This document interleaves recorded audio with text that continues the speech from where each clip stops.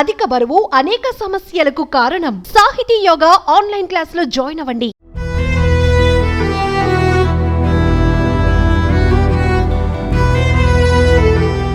తమిళనాడులో షాకింగ్ ఘటన చోటు చేసుకుంది. తిరుమల డైరీ మేనేజర్ తనకు చెందిన ఓ షెడ్ లో ఉరి వేసుకుని ఆత్మహత్యకు పాల్పడ్డాడు.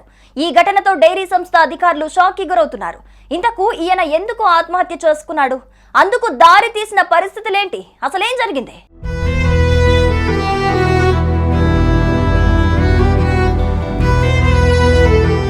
ఇదిగో మీరు చూస్తున్న ఇతని పేరే నవీన్ బొలినేని. వయస్సు 37 ఏళ్లు. ఏపీలోని విశాఖపట్నానికి చెందిన ఈయన చెన్నైలోని మదవరంలో తిరుమల మిల్క్ డైరీలో ట్రెజరీ మేనేజర్గా పనిచేస్తున్నారు. ఇక్కడే చాలా కాలంగా విధుల్లో ఉన్నారు.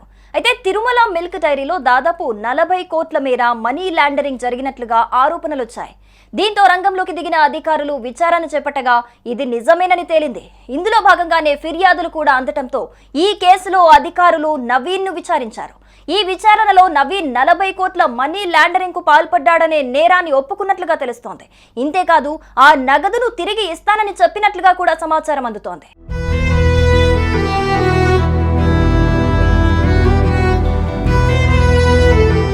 ఇకపోతే అధికారులు ఇటీవల నోటీసులు పంపి మరోసారి విచారణకు హాజరు కావాలని అందులో పేర్కొన్నారు. ఈ క్రమంలోనే నవీన్ ఉన్నట్టుండి సంచలన నిర్ణయం తీసుకున్నాడు.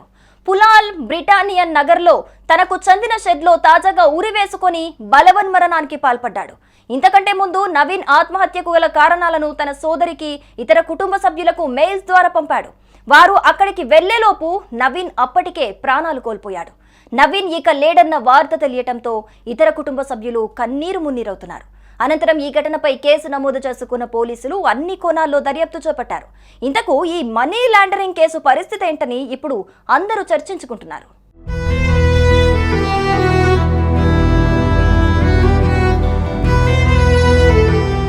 సుమన్ టీవీలో మీ పర్సనల్ అండ్ బిజినెస్ ప్రమోషన్స్ కోసం కింది నెంబర్కి కాంటాక్ట్ చేయండి.